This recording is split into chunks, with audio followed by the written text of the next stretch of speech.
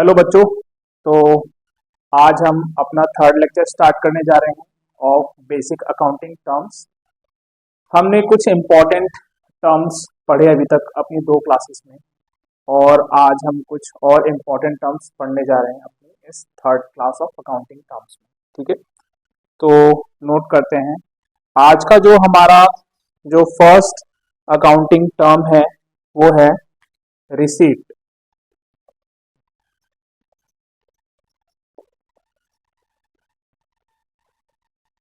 Receipt means what? आप receipt word से क्या समझते हैं? रिसीट का मतलब क्या होता है? रिसीट का मतलब होता है कि रिसीव करना। तो इन नॉर्मल कोर्स जो भी एंटिटी कुछ कुछ भी अमाउंट रिसीव करती है उसको हम रिसीट कहते हैं। तो एक इसकी सिंपल सी डेफिनेशन है। डेफिनेशन भी क्या मतलब, इसका मतलब क्या है?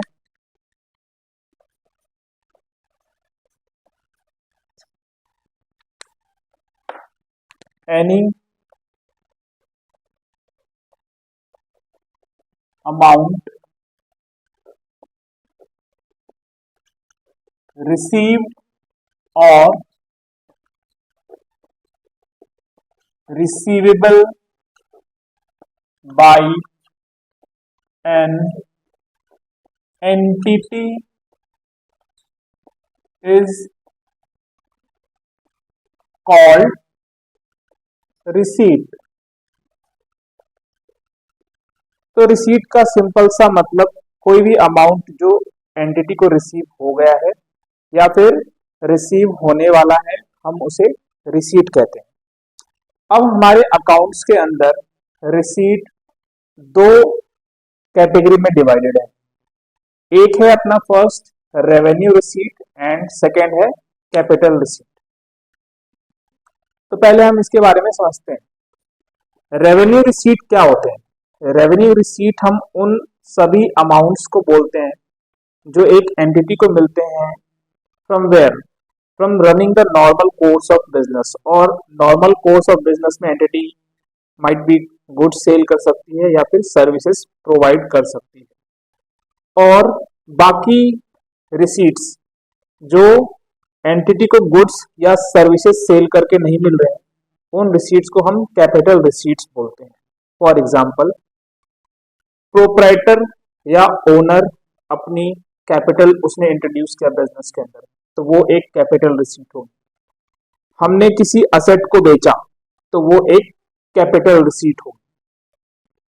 हमने किसी बैंक से लोन लिया तो वो भी एक कैपिटल रिसीट होगी, बिकॉज ये पैसा एंटिटी को मिल रहा है। यहाँ अगर आप देखो तो यहाँ ये नहीं लिखा कि रिसीट कोई रेवेन्यू होगा या फिर कोई कैपिटल या फिर कोई लोन। रिसीट का यहाँ सिंपल मतलब है कोई भी अमाउंट, एनी अमाउंट रिसीव्ड और receivable by an entity is called receipt. कोई भी किसी भी टाइप का अमाउंट एक एंटिटी को मिलता है या मिलने वाला है, उसे रिसीट कहते हैं। तो ये दो पार्ट में डिवाइड है।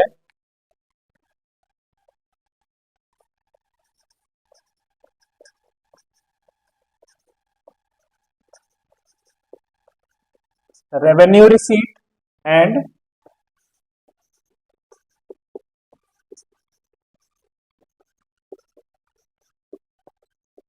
Capital receipt.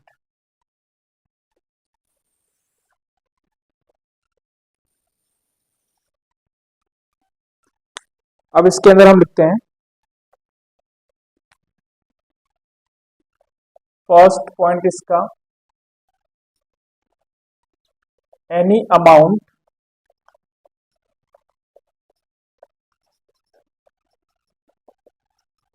received or receivable from sale of goods slash providing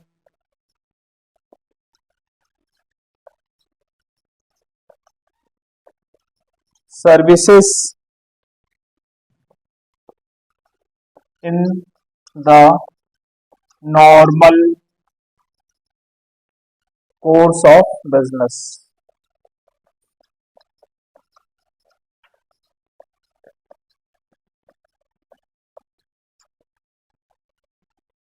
कोई भी अमाउंट जो हमें रिसीव या रिसीवेबल होने वाला है फ्रॉम सेल ऑफ गुड्स या providing services in the normal course of business is called revenue receipt. अब कैपिटल रिसीट क्या है?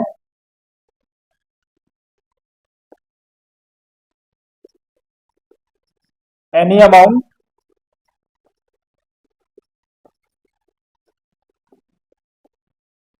received slash receivable which is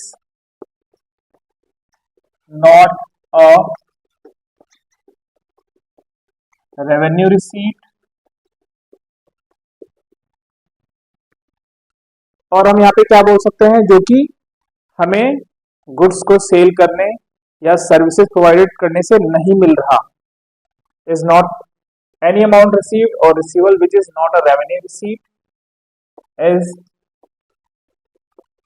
called capital receipt. Example, यहां मेरा एग्जाम्पल है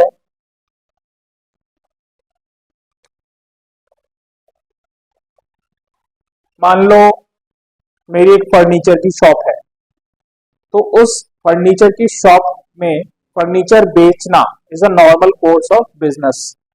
तो मैं यहां फर्नीचर बेचता हूं।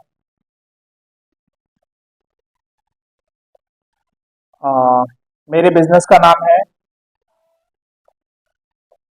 ABC furniture and company.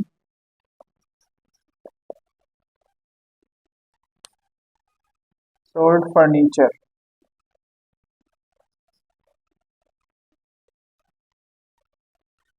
तो ABC फर्नीचर एंड कंपनी ने कुछ फर्नीचर बेचे, तो this is revenue receipt for this company. Okay, this is goods as business is to sell the furniture.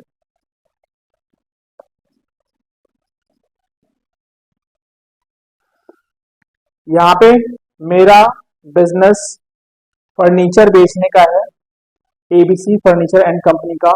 तो इसने कुछ फर्नीचर बेचे, तो इसके लिए एक रेवेन्यू रिसीट हो जाएगा। ठीक है, अब यहाँ पे हम कैपिटल रिसीट का एग्जांपल लेते हैं। जैसा मैंने आपको बताया, capital receipt means anything which is not a revenue receipt. Example,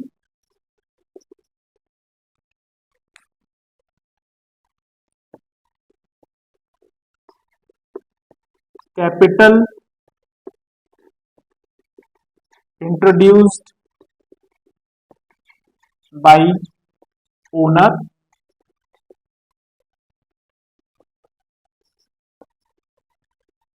loan taken from bank और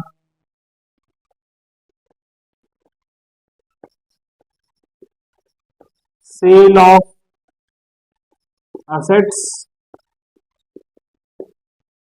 अब देखो, ये नॉर्मल कोर्स ऑफ बिजनेस में चीजें नहीं हो रही। कैपिटल ओनर ने इंट्रोड्यूस किया, we call it capital receipt. और हमने बैंक से लोन लिया, वहां भी पैसा हमें मिल रहा है, तो दैट्स अ कैपिटल रिसीट।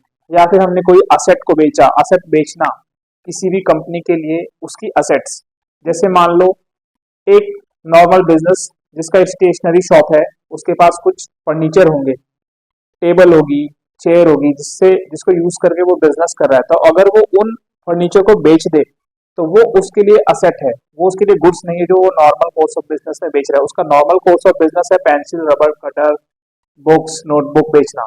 तो फर्नीचर उसके लिए असेट है। अगर वो उस फर्नीचर को बेच देता है एक स्टेशनरी शॉप वाला, या फिर और कोई बिजनेस जिसका काम फर्नीचर बेचना नहीं है, तो वो उसके लिए असेट बेचना होगा और वो एक कैपिटल रिसीट होगी।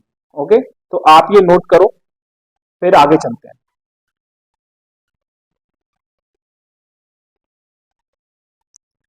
हाँ, तो आप ये नोट कर लो, फिर मैं इसको रफ करके इसी के अंदर हम दूसरा पॉइंट लिखेंगे।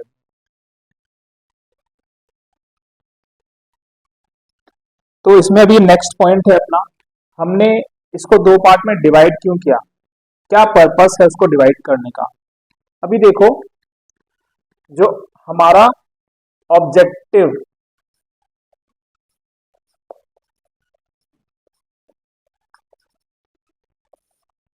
ऑब्जेक्टिव जो है मेरा रेवेन्यू रिसीट और कैपिटल रिसीट में डिवाइड करने का, वो ये है कि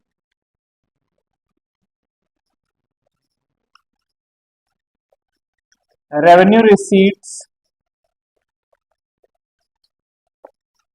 will go to profit and loss account। जो हम अपना प्रॉफिट एंड लॉस अकाउंट एक बनाएंगे, जो कि अभी आप समझ सकते हो एक समरी होगी, जहां पे हम अपनी सारी इनकम लिखेंगे एक साइड में और सारे एक्सपेंसेस एक साइड में लिखेंगे, और उससे एक अपना नेट प्रॉफिट निकल के आएगा। तो ये revenue receipt profit and loss account में जाएंगे। और जो हमारे कैपिटल रिसीट है, these will not go to profit and loss account. This amount capital receipts will go to balance sheet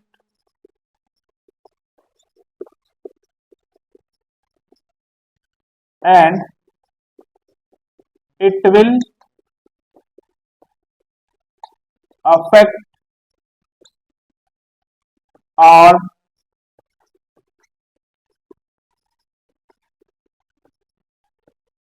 liability, capital और asset। Capital receipt will go to balance sheet and it will affect our liability, capital और asset. Okay, किस तरीके से ये हमारी liability या capital और asset को इम्पैक्ट करेगी। अब देखो, ओनर एक्स्ट्रा कैपिटल लेके आया, मान लो उसने 10,000 इन्वेस्ट कर रखे थे अपने बिजनेस में, वो और 10,000 लेके आया, तो उससे क्या हुआ, हमारी कैपिटल इंक्रीज हो गई। ओके, तो हम जैसा कि जानते हैं, जो वो पैसा ओनर लेके आ रहा है, वो हमें कोई गुड्स या सर्विसेज सेल करके या सर्विसेज प्रोवाइड करके नहीं मिल रही है, वो कैपिटल लेके आ रहा है। तो दैट्स अ कैपिटल रिसीट, और वो हमारे बैलेंस शीट में कैपिटल को इंक्रीज कर देगा। या हमने किसी बैंक से लोन लिया, तो वो हमारी लायबिलिटी को बढ़ा देगा। ठीक है, हमने किसी एसेट को बेचा, अगर हम किसी एसेट को बेच रहे हैं तो एसेट का जो मेरा बैलेंस होगा वो कम हो जाएगा। तो कैपिटल रिसीट इस तरीके से हमारे बैलेंस शीट को इफेक्ट करता है, जिसमें वो लायबिलिटी, कैपिटल या एसेट को इम्पैक्ट कर सकता है। तो हमारा ये रिसीट का जो अकाउंटिंग टर्म है वो यहाँ कंप्लीट हो गया है, आप इसे नोट कर लो, फिर नेक्स्ट डेफिनेशन पे मूव ऑन करते हैं।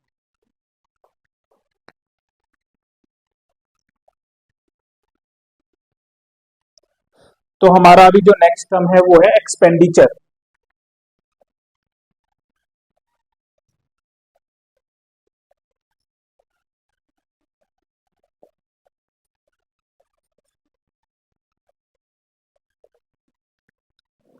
एक्सपेंडिचर मींस जो हम खर्चा करते हैं फॉर एक्वायरिंग एनी गुड्स और सर्विसेज या फिर असेट खरीदने के लिए।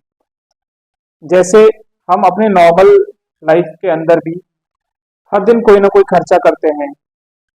हमने कोई सामान खरीदा फॉर द कंजम्पशन, हम आटा चावल गेहूं लेके आए, वो हमने खरीदा अपनी नॉर्मल लाइफ को चलाने के लिए। फिर हमने कोई कार खरीदी, तो हम कार डेली बेसिस पे नहीं खरीदते हैं। तो ऐसे ही बिजनेस के अंदर भी जो खर्चे होते हैं वो अलग अलग टाइप के होते हैं।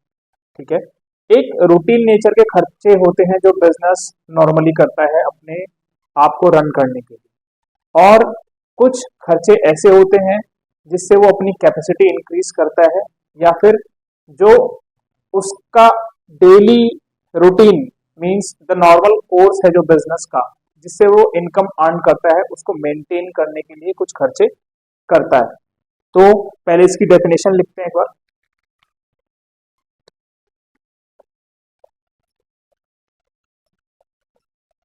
Any amount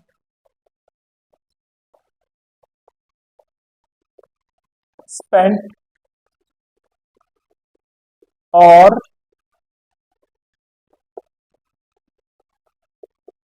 liability incurred or the transfer of property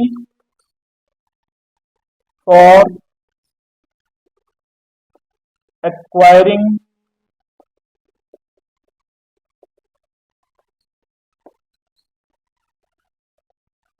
goods or services, comma assets। वो सभी खर्चे जो हमने खर्चा कर दिया है, या हम उसे उधार पे लेके आए हैं, या हमने उसके लिए अपने बिजनेस से कोई प्रॉपर्टी ट्रांसफर की है, either for acquiring the goods और सर्विसेज, गुड्स या सर्विसेज लेने के लिए, या असेट्स को परचेज करने के लिए। तो इन सभी खर्चों को हम टोटली एक्सपेंडिचर बोलते हैं। ठीक है, तो जैसे मेरी जो रिसीट्स थी वो दो पार्ट में डिवाइडेड थी, revenue receipts and capital receipts. ऐसे ही जो हमारे खर्चे हैं, जो हमारे एक्सपेंडिचर हैं, वो भी दो पार्ट में डिवाइडेड है, revenue expenditure and capital expenditure. एक और थर्ड कैटेगरी है इसमें, डेफर्ड रेवेन्यू एक्सपेंडिचर। आपने नाम सुना होगा, हमने अपनी पिछले क्लास में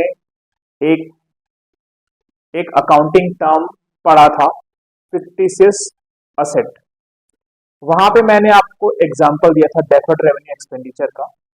आज हम उसे भी कवर करेंगे, नॉट इन डिटेल, वो हम आगे कवर करेंगे उसे डिटेल में, बट यहाँ एक हम हल्का टच देंगे उसे। ठीक है, तो अभी हम इसका बाइफर्केशन लिखते हैं, ये आप नोट कर लो एक बार। मैं फिर रेवेन्यू एक्सपेंडिचर और कैपिटल एक्सपेंडिचर का बाइफर्केशन यहाँ लिखता हूँ, आप उसे नोट कर लेना।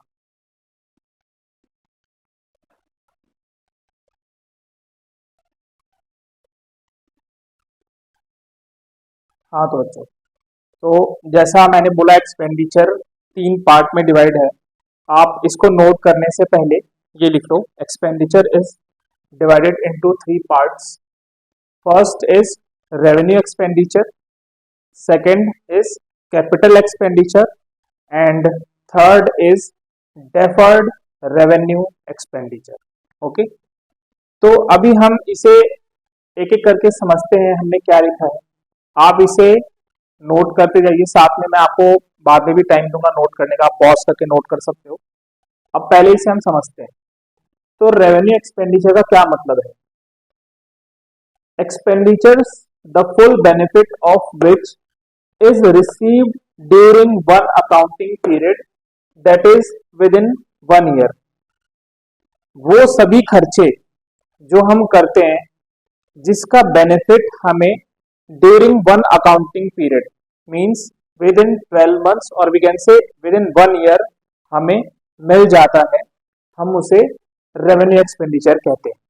ओके, सामने कैपिटल एक्सपेंडिचर।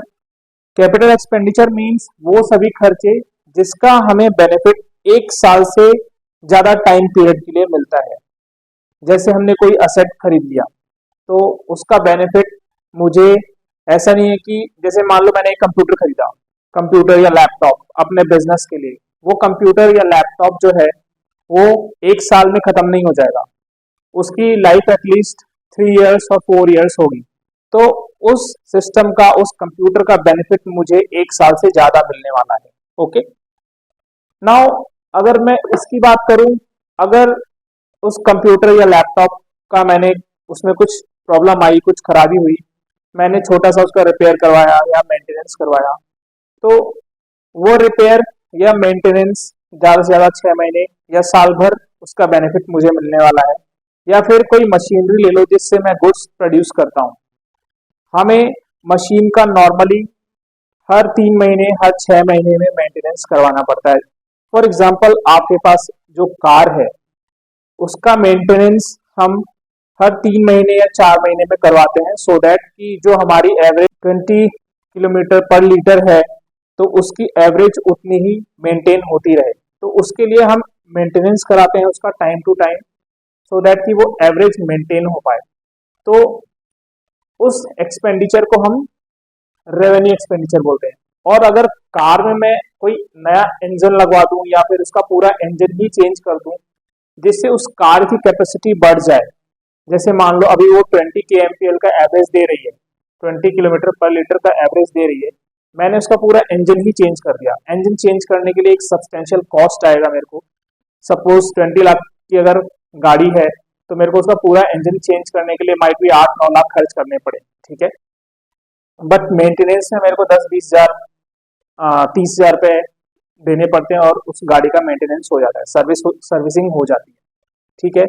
तो अगर मैंने उसका पूरा इंजन चेंज कर दिया तो उसकी कैपेसिटी बढ़ सकती है, कैपेसिटी बढ़ जाएगी, ठीक है। सपोज 25 kmpl हो गई या 30 kmpl हो गई, ये एक एग्जाम्पल है। तो उन चीजों को हम कैपिटल एक्सपेंडिचर बोलते हैं, जिसका बेनिफिट मेरे को मोर देन 1 ईयर मिलने वाला है।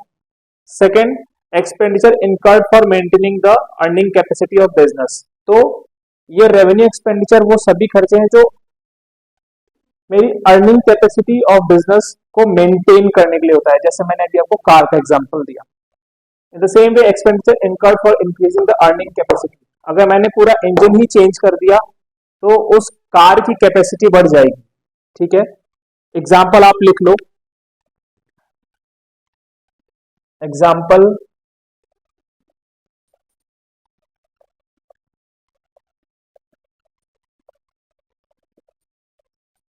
मेंटेनेंस ऑफ कार, आपको ये 20 kmpl मिल रही है, आपने उसका इंजन चेंज कर दिया।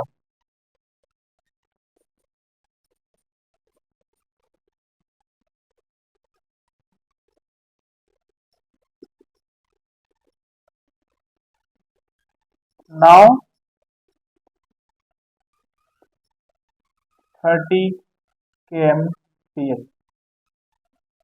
तो अगर मैंने कोई भी खर्चा किया अपनी करंट अर्निंग कैपेसिटी को मेंटेन करने के लिए, तो वो एक रेवेन्यू एक्सपेंडिचर है। और मैंने अपनी अर्निंग कैपेसिटी को बढ़ाने के लिए अगर कोई खर्चा किया तो वो एक कैपिटल एक्सपेंडिचर है, ठीक है। जैसे बिजनेस में मैं डेली बेसिस पे 1000 गुड्स प्रोड्यूस कर रहा हूँ, ठीक है। मैंने अपनी मशीन का मेंटेनेंस कराया, सो दैट जो मैं 1000 गुड्स प्रोड्यूस कर रहा हूँ वो 1000 प्रोड्यूस होते रहे, उससे कम ना हो, तो वो एक रेवेन्यू एक्सपेंडिचर है। अगर उसी मशीन में मैंने कोई ऐसा इक्विपमेंट ऐड कर दिया जिससे वो 1000 गुड्स जो प्रोड्यूस हो रहे थे वो बढ़ के 1200 हो गए, तो उस खर्चे को हम कैपिटल एक्सपेंडिचर मानेंगे, ठीक है। Third point, incurred for the day to day running of the business, ये इसी से रिलेटेड है। ये खर्चा मैं जो हमारा नॉर्मल कोर्स ऑफ बिजनेस है उसको मेंटेन करने के लिए करता हूँ, ये day to day running of the business के लिए होता है। और ये एक्विजिशन और इरेक्शन ऑफ फिक्स्ड असेट्स। तो कैपिटल एक्सपेंडिचर जो है वो हम तब करते हैं जब मेरे को फिक्स असेट बाई करना है या फिर फिक्स असेट का एडिशन करना है, उस केस में हम उसे कैपिटल एक्सपेंडिचर बोलते हैं, ठीक है। तो ये आपको समझ में आया होगा, आप इसे नोट कर लो।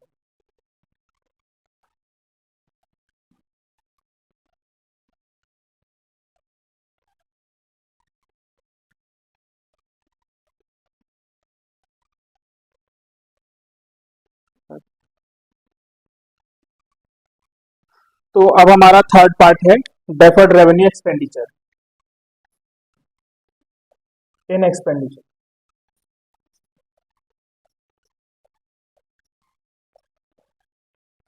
deferred revenue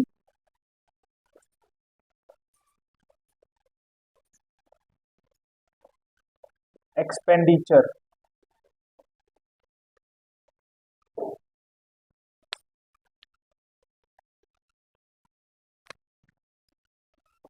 इसमें लिखना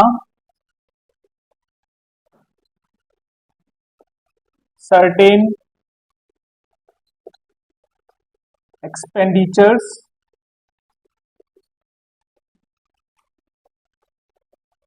which are of revenue in nature, but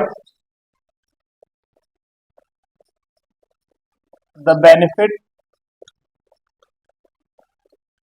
of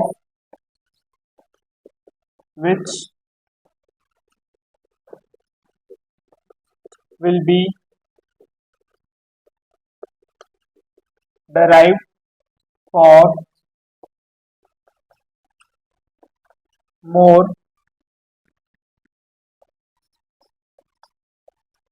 than one accounting period. Hence, it will be expensed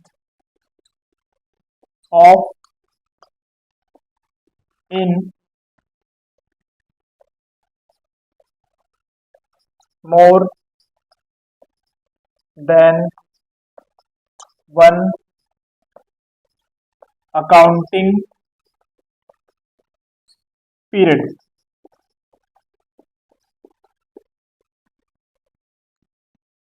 वो रेवेन्यू एक्सपेंडिचर्स जो वो एक्सपेंडिचर्स जो जिनका नेचर रेवेन्यू का है, बट उसका बेनिफिट हमें more than one accounting period मतलब 12 मंथ से ज्यादा के पीरियड में मिलने वाला है, उस खर्चे को हम more than one accounting period में एक्सपेंस ऑफ करते हैं. ओके, जैसे मैंने आपको इसका एग्जाम्पल बताया था, एडवर्टीजमेंट एक्सपेंसेस. एग्जाम्पल,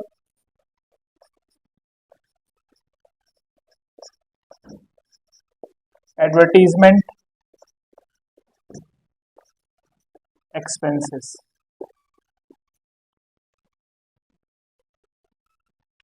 यहाँ पे कंपनी ने सपोज जो हमने कल एग्जाम्पल लिया था,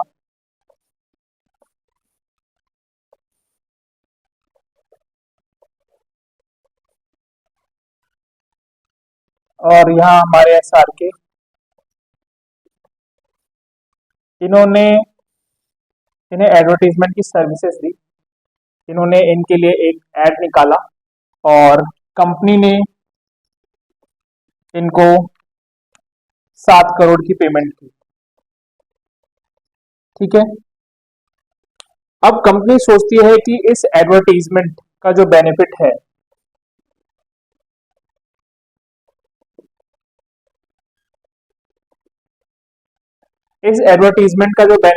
कंपनी को मिलने वाला है 7 सालों तक. ठीक है,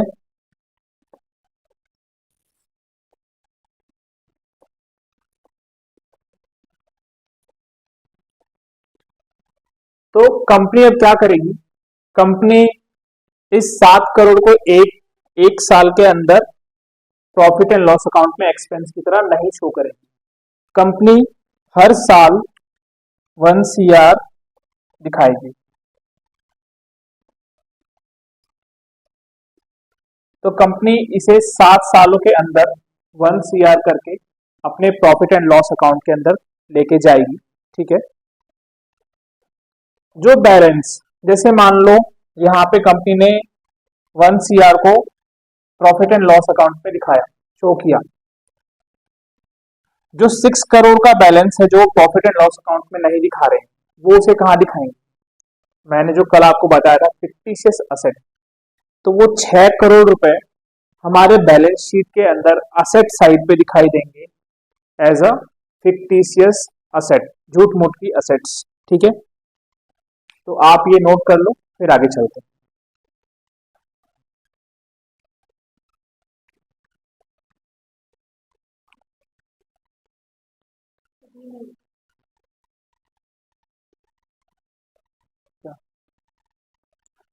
हाँ, तो हमने अभी पढ़ा रिसीट्स, एक्सपेंडिचर। तो अभी हम जो अकाउंट्स में अपना टर्म यूज करने वाले हैं बार बार, वो एक्सपेंडिचर नहीं होगा, वो होगा एक्सपेंस। तो expense means what? Expense expenditure से ही आया है।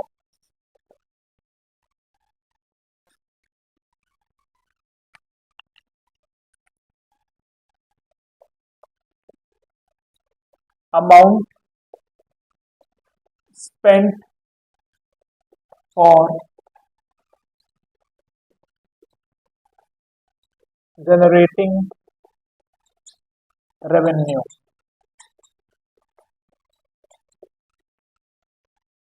या फिर आप बोल सकते हो cost,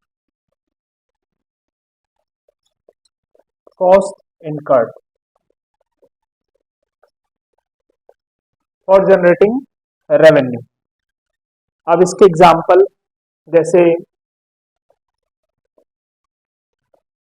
cost of goods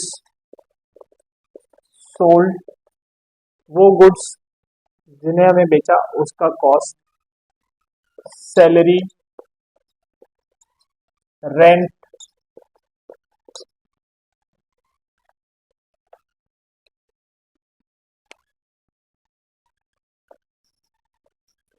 electricity expense. ठीक है, तो ये हमारा एक्सपेंस का एक सिंपल डेफिनेशन और उसके एग्जाम्पल। ठीक है, अब हम जो कवर करेंगे वो है income, profit, gain and loss, ये 4 definitions.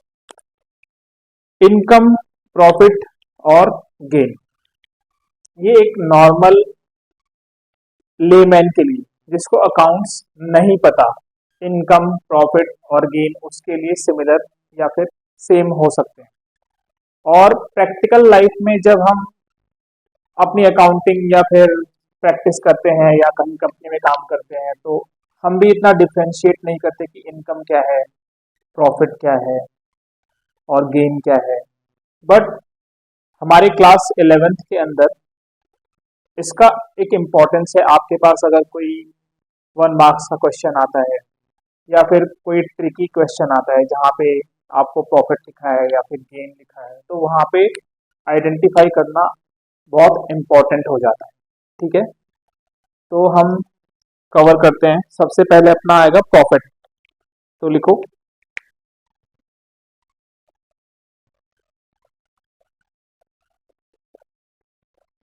Profit means what?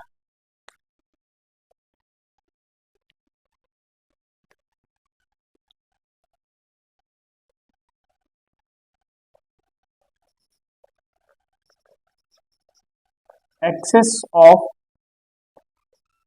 Total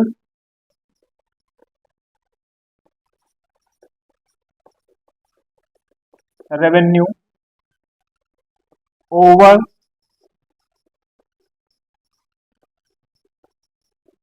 total expenses in an accounting period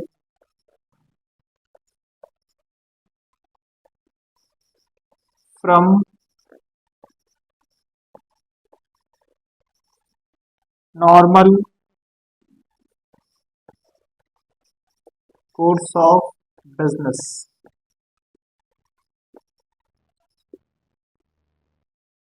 access of total revenue over total expenses in an accounting period from normal course of business, हम उसे profit बोलते हैं।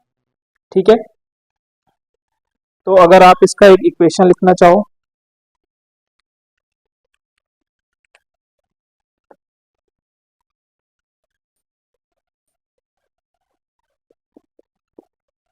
Profit equal to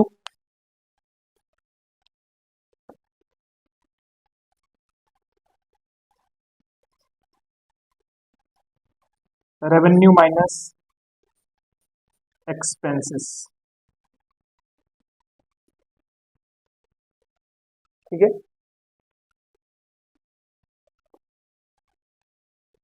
यहाँ पे देखो total expense हमारे जो है वो टोटल रेवेन्यू से कम होंगे तो हमें प्रॉफिट होगा, और ये प्रॉफिट जो है एक अकाउंटिंग पीरियड में होगा। अकाउंटिंग पीरियड मीन्स व्हाट, अभी हम अकाउंटिंग पीरियड भी देखते हैं। अकाउंटिंग पीरियड का मतलब होता है 12 मंथ्स का पीरियड, एक साल का पीरियड, जिसमें हम अपना ये प्रॉफिट कैलकुलेट कर रहे हैं। तो ये with respect to the accounting period होगा। तो हमारे जो इंपॉर्टेंट वर्ड है इस प्रॉफिट के डेफिनेशन के अंदर वो है total revenue, total expense, accounting period,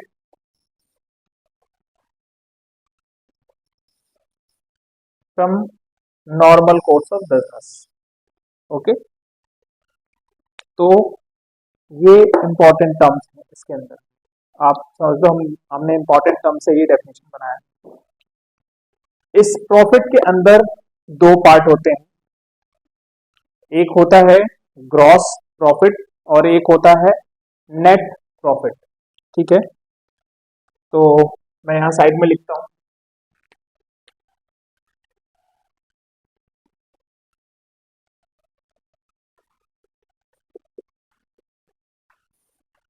profit के अंदर मेरे जो दो हैं part, first is gross profit and second is net profit.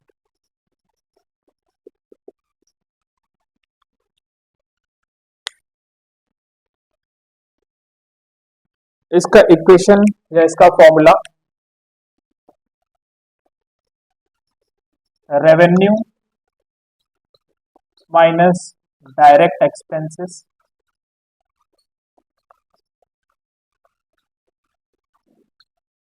और इसका फॉर्मूला रेवेन्यू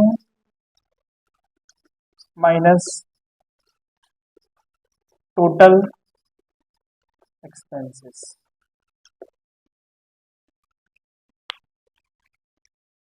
ग्रॉस प्रॉफिट और नेट प्रॉफिट। अभी देखो जो हम बिजनेस करते हैं उसमें हमारा जो प्रॉफिट निकल के आता है वो दो पार्ट में डिवाइड है। एक gross profit, gross profit means what, जैसे मैं कोई गुड्स मैन्युफैक्चर कर रहा हूँ, उस गुड्स को मैन्युफैक्चर करने के लिए डायरेक्टली कौन कौन से एक्सपेंस हुए हैं। जैसे मेरा रॉ मटेरियल लगा है उस गुड्स के अंदर, सपोज मैं टी शर्ट बनाता हूँ या मैं शर्ट बनाता हूँ, तो उस शर्ट को बनाने के लिए जो मेरे डायरेक्ट गुड्स लगे हैं वो होगा क्लॉथ, थ्रेड्स, बटन, और उसके अंदर अगर कोई कलर यूज कर रहे हैं हम तो वो कलर, तो वो हमारे डायरेक्ट एक्सपेंसेस हो गए जो उस गुड्स को डायरेक्टली मैन्युफैक्चर करने के लिए मैं खर्चा कर रहा हूँ। ठीक है, ऐसे ही कुछ मेरे लेबर्स होंगे जो डायरेक्टली उस शर्ट के ऊपर काम कर रहे होंगे या फिर मशीनों के ऊपर काम कर रहे होंगे। कुछ ऐसे भी एक्सपेंसेस होंगे जैसे उस गुड्स को कहीं से लेके आना, सप्लायर की फैक्ट्री से लेके आना हमारी फैक्ट्री तक, वो भी डायरेक्ट खर्चा हो गया है। तो इनडायरेक्ट एक्सपेंसेस क्या होते हैं, जब मैं रेवेन्यू में से ये डायरेक्ट एक्सपेंसेस माइनस करता हूं तो ग्रॉस प्रॉफिट निकल के आता है। तो ये टोटल एक्सपेंस के अंदर मींस क्या है, यहाँ अगर मैंने डायरेक्ट एक्सपेंस कवर कर लिया मींस यहाँ पे इनडायरेक्ट एक्सपेंसेस कुछ हैं जो हम अभी डिडक्ट कर रहे हैं। ठीक है, इनडायरेक्ट एक्सपेंसेस एग्जांपल लाइक जो हमारा एडमिन डिपार्टमेंट है, जो अकाउंट्स डिपार्टमेंट है, एचआर डिपार्टमेंट है, वो डायरेक्टली प्रोडक्शन में इन्वॉल्व नहीं है, बट उनका भी कंपनी के अंदर इम्पोर्टेंस है, उनके नहीं होने से हमारा बिजनेस सक्सेसफुली रन नहीं हो सकता। तो जो हम उन्हें सैलरी पे कर रहे हैं, या फिर मैं ऑफिस का इलेक्ट्रिसिटी बिल दे रहा हूँ, अगर फैक्ट्री का इलेक्ट्रिसिटी बिल है तो वो एक डायरेक्ट एक्सपेंस हो जाएगा, बिकॉज अगर फैक्ट्री के अंदर इलेक्ट्रिसिटी नहीं होगी तो हम गुड्स को मैन्युफैक्चर नहीं कर पाएंगे, तो वो एक डायरेक्ट खर्चा हो गया। बट ऑफिस के अंदर जो लोग बैठे हैं, जहाँ एसी चल रहा है, पंखे चल रहे हैं, लाइट्स चल रही हैं, वहां के लोग डायरेक्टली इन्वॉल्व नहीं है, बट खर्चा तो मैं वहां भी कर रहा हूँ।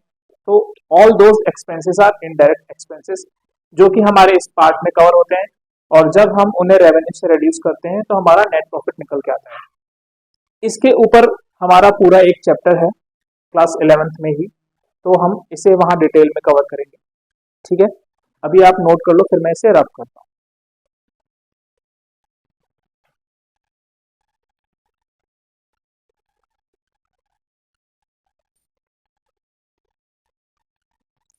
अब जो हमारा नेक्स्ट टर्म है वो है प्रॉफिट, नहीं, गेन। जो हमने प्रॉफिट अभी कवर किया, next term is gain. Gain is what?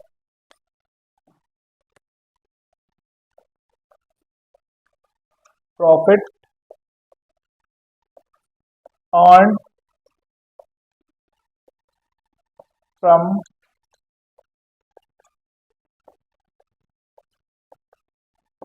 non operating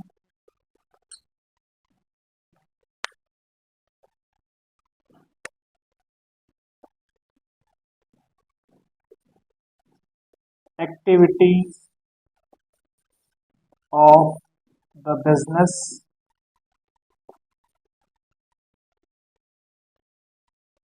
which are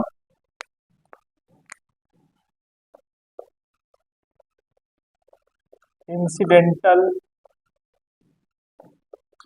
in nature। अब गेन का मतलब क्या है?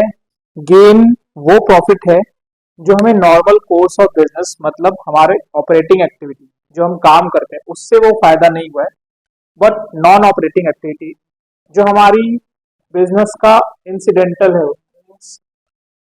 हम कोई बिजनेस कर रहे हैं, मान लो हमारे पास कोई मशीन है, हमने उसको यूज किया, वो खराब हो गई, तो वो एक हमारी असेट थी। अब वो खराब हो गई, स्क्रैप हो गई, तो हम अब उसे बेचने जा रहे हैं, तो उसमें जो फायदा होगा वो गेन कहलाएगा एंड नॉट द प्रॉफिट। ठीक है, तो वो एक नॉन ऑपरेटिंग एक्टिविटीज है। मैं स्क्रैप बेचने या मशीन को बेचने नहीं बैठा हूं, मैं गुड्स प्रोड्यूस कर रहा हूं। जैसे प्रीवियस एग्जांपल में हम क्लोथ्स बना रहे थे, तो क्लोथ्स बनाना मेरा काम है। मैं क्लोथ्स अगर बेचता हूँ, या स्टेशनरी शॉप है तो मैं कॉपी पेंसिल बेचता हूँ, तो वो मेरा एक ऑपरेटिंग एक्टिविटी हो जाएगा। बट अगर मैं वहीं से मशीनरी बेचने लगता हूँ या फर्नीचर बेचने लगता हूँ, तो वो मेरा एक नॉन ऑपरेटिंग एक्टिविटी है और incidental to the incidental nature का होगा, बिकॉज मैं हर रोज मशीन नहीं बेचूंगा, मैं हर रोज फर्नीचर नहीं बेचूंगा। ठीक है, वो एक इंसिडेंटल नेचर का होगा, उसे हम गेन बोलें। तो एग्जाम्पल आप लिख लो।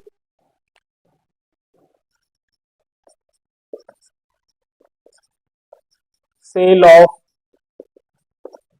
Fixed assets.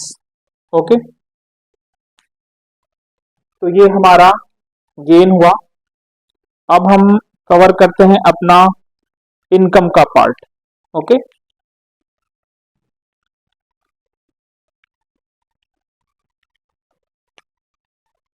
लिखो।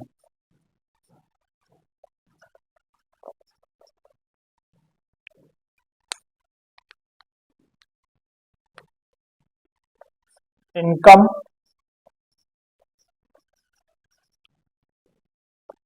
Is a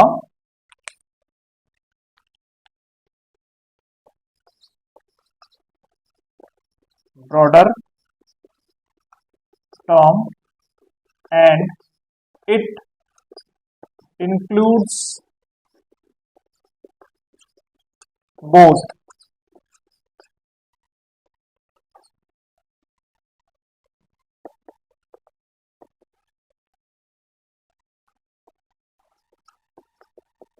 profit as well as gain. तो इनकम क्या है? इनकम एक ब्रॉडर टर्म है जो प्रॉफिट और गेन दोनों को ही इंक्लूड करता है। तो इनकम अगर मैं बोलूं, सपोज मैंने एग्जाम्पल ले लेते हैं। एग्जाम्पल,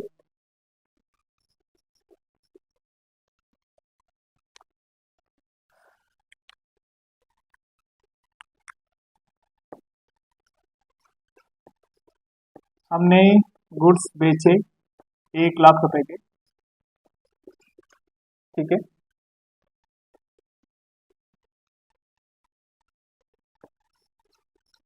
हमारा कॉस्ट ऑफ गुड्स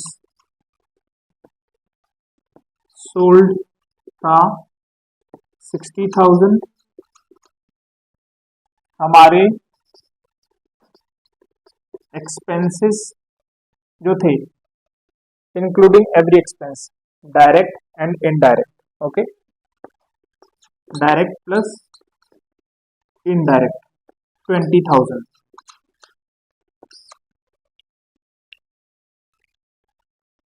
तो मेरे पास जो प्रॉफिट निकल के आया वो कितना आएगा? 20,000, ठीक है। सिमिलरली मेरे पास कोई असेट पड़ा था, सपोज मेरे पास लैपटॉप पड़ा था। उस लैपटॉप को मैंने, वो पुराना लैपटॉप था, वो मैंने 15,000 में खरीदा था और मैंने आज उसे, उस लैपटॉप को 25,000 में बेचा, ठीक है। ऐसा जनरली होता नहीं है कि इलेक्ट्रिकल इक्विपमेंट के प्राइसेस बढ़ते हैं, वो कम ही होते हैं, बट हम एग्जाम्पल के लिए लेते हैं।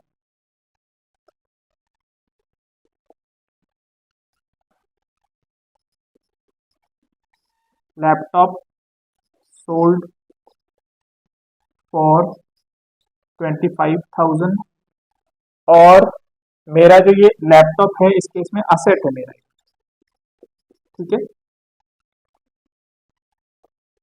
इसका कॉस्ट था 15,000। मेरे को यहाँ पे कितना गेन हुआ? 10,000 का। मैं यहाँ गेन क्यों लिख रहा हूँ? बिकॉज ये मेरा नॉर्मल कोर्स ऑफ बिजनेस नहीं है लैपटॉप बेचना, बट ये मेरा एक असेट था, ये पुराना हो चुका था, मैंने इसे बेचा, इंसिडेंटली मुझे इसके अंदर गेन हो गया, ओके। तो अभी मेरी इनकम, अगर मैं बोलूं कि मेरी इनकम कितनी हुई, तो मैं यहाँ बोल सकता हूँ income is 20,000 plus 10,000 is equal to 30,000 is my income, okay. 30,000 is my income. तो अभी आपको ये समझ में आया प्रॉफिट क्या है, गेन क्या है और इनकम क्या है, ठीक है। अगर आपका कोई भी डाउट होता है तो आप मेरे को कमेंट करके पूछ सकते हो, या फिर आप मेरे व्हाट्सएप नंबर पे पूछ सकते हो जो डिस्क्रिप्शन में दिया हुआ है, ओके। तो चलो आप ये नोट कर लो, फिर मैं इसे रफ करता हूँ।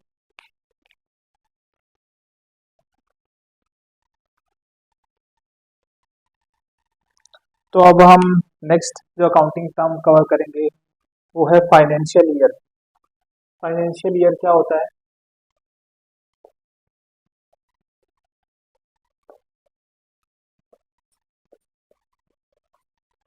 अब देखो, जो अकाउंटिंग पीरियड हम बोल रहे हैं बार बार, वो अकाउंटिंग पीरियड दो टाइप के हैं। एक है फाइनेंशियल ईयर होता है हमारा, और एक होता है कैलेंडर ईयर। फाइनेंशियल ईयर वो जो इंडियन कंपनीज को फॉलो करना पड़ता है, जो इंडियन बिजनेस है उनको फॉलो करना पड़ता है। हमारा फाइनेंशियल ईयर 1 अप्रैल से 31 मार्च तक चलता है, ठीक है। और कैलेंडर ईयर वो जो फॉरेन की कंपनीज फॉलो करती हैं, यूएस हो गया, यूके हो गया, यहाँ की कंपनियां फॉलो करती हैं। तो इनका जो अकाउंटिंग पीरियड चलता है वो कैलेंडर ईयर से चलता है, लाइक 1 जैन टू 31 दिसंबर, ठीक है, तो आप डेफिनेशन इसकी अकाउंटिंग टर्म की डेफिनेशन लिख लो।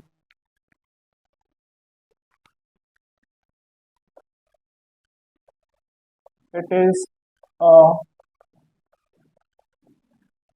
Period of 12 months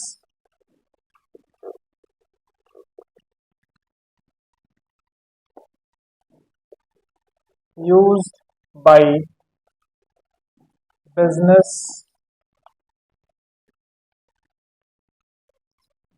organizations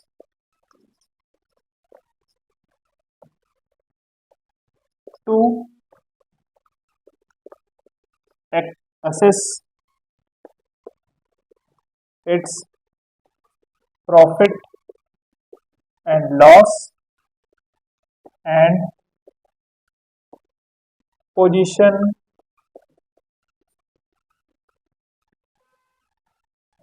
that is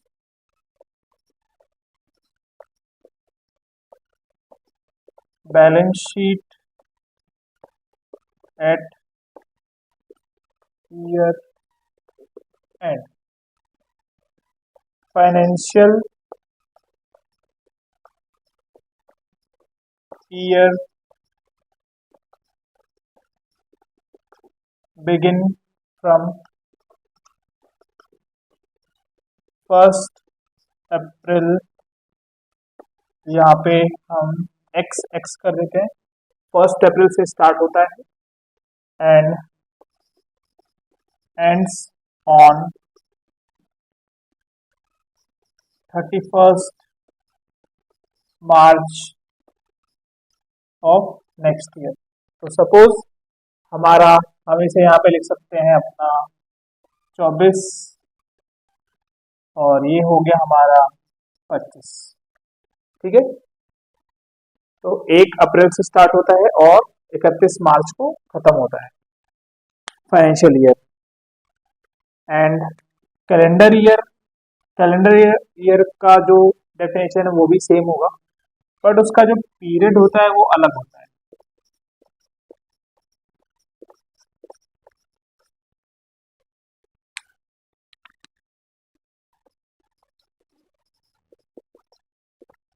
begin from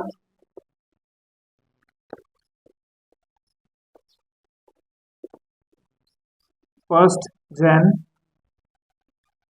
ends on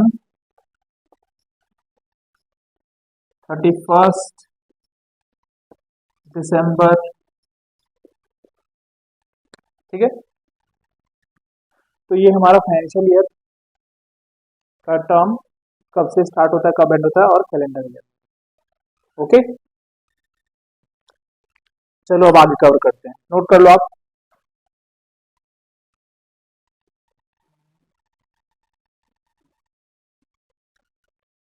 तो हमारा नेक्स्ट टर्म है प्रीपेड एक्सपेंसेस।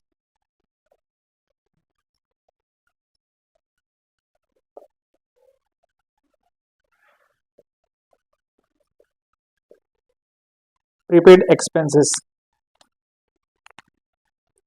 इसका मतलब क्या है? Expenses that are paid in advance,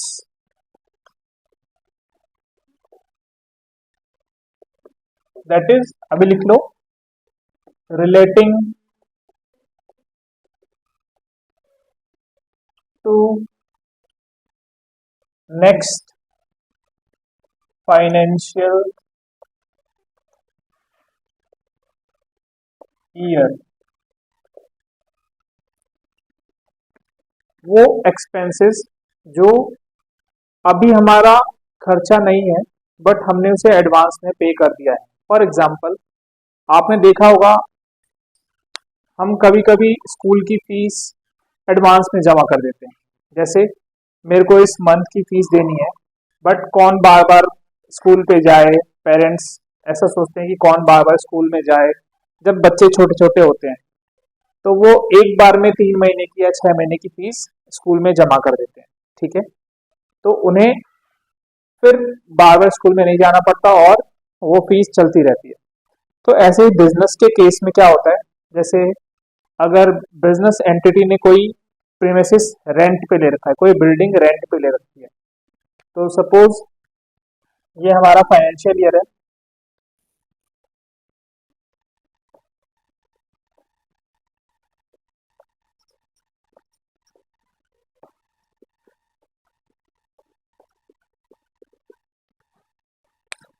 और दिस इज मार्च मंथ।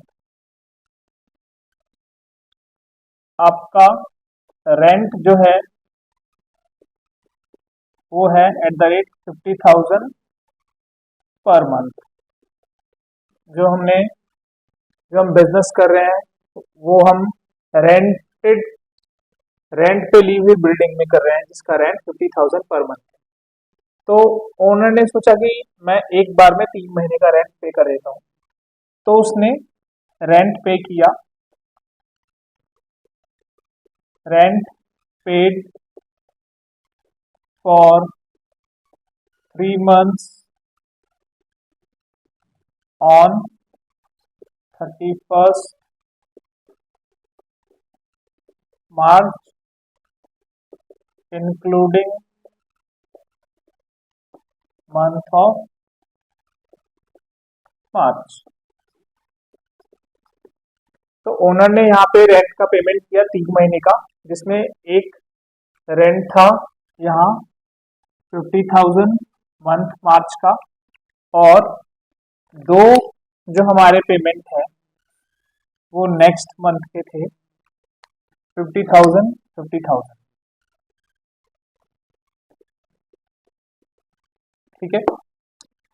तो अभी जैसा कि मैंने आपको बताया कि हमारा फाइनेंशियल ईयर क्लोज होता है 31 मार्च को।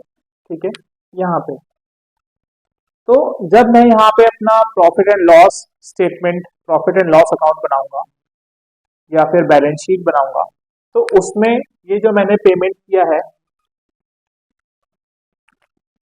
पेड ₹1,50,000, इसमें से जो मेरा 50,000 जो करंट पीरियड का एक्सपेंस है, करंट पीरियड का एक्सपेंस है, उसे मैं प्रॉफिट एंड लॉस में डालूंगा। This will be my expense. और जो मैंने एडवांस दिया है पैसा, जिस सर्विस को मैंने अभी यूज नहीं किया, जिस फैसिलिटी का बेनिफिट मैंने अभी नहीं लिया, बट मैं उसके लिए पैसा पहले ही दे चुका हूं या दे रहा हूं, वो हमारी एक असेट बन जाएगी। और यहाँ पे जो मेरा 1,00,000 का अमाउंट है, इसे हम बोलेंगे प्रीपेड एक्सपेंस। ठीक है, ये एक प्रीपेड एक्सपेंस है और ये बैलेंस शीट में दिखाएंगे हम, balance sheet, and this will be the P&L item. ये प्रॉफिट एंड लॉस अकाउंट का एक आइटम है, एक्सपेंस जो मेरा।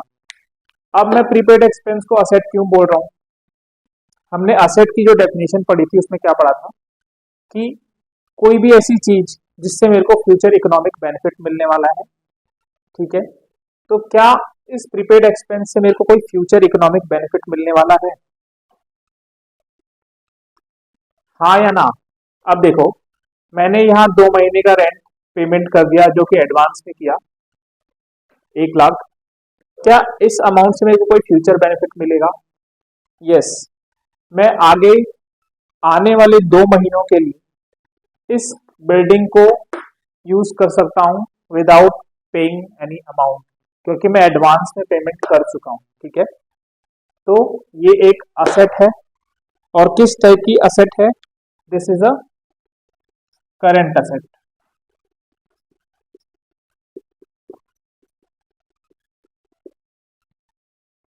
ठीक है,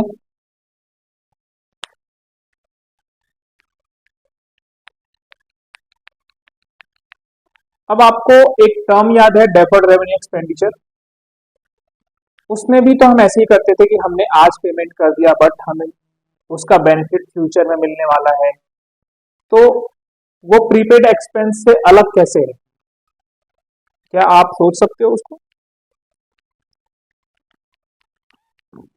कि मेरा deferred revenue expenditure how it is different from the prepaid expense.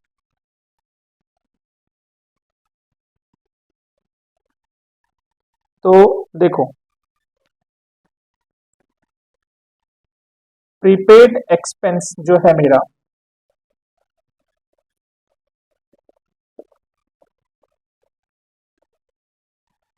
और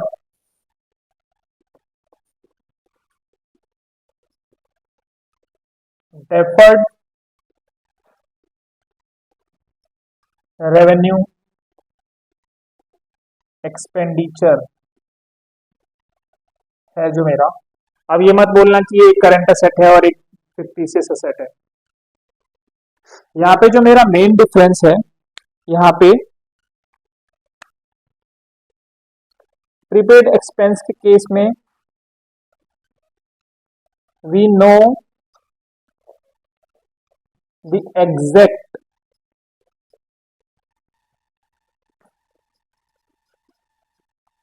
date of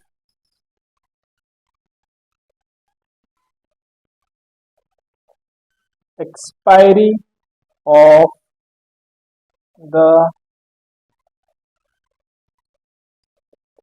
benefit of this expense। यहाँ पे हमें पता है कि जो हमने ये एक्सपेंस किया है इसका बेनिफिट मेरे को कितने पीरियड के लिए मिलने वाला है। जैसे यहाँ पे एग्जांपल में हमारे ये अपना अप्रैल और मई, हमें 2 महीने के लिए ये बेनिफिट मिलेगा, ठीक है। और ये हमारा मार्च था, तो यहाँ पे हमारे एग्जाम्पल में अप्रैल और मई, एग्जाम्पल अप्रैल एंड मई, यहाँ पे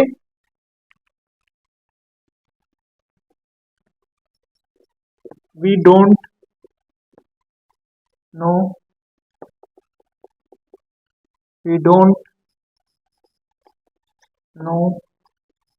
the exact date of expiry of benefit, ठीक है। यहाँ पे हमें एग्जैक्ट डेट नहीं पता कि हमें इस एक्सपेंडिचर का बेनिफिट कितने पीरियड तक या किस टाइम तक मिलने वाला है, ठीक है। तो आगे चलते हैं, ये आप नोट कर लो एक बार।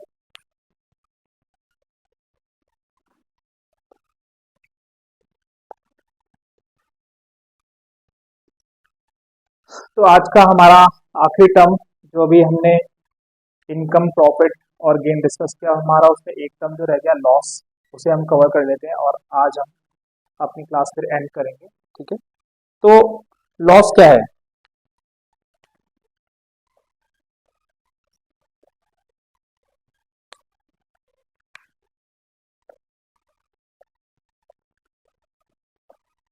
excess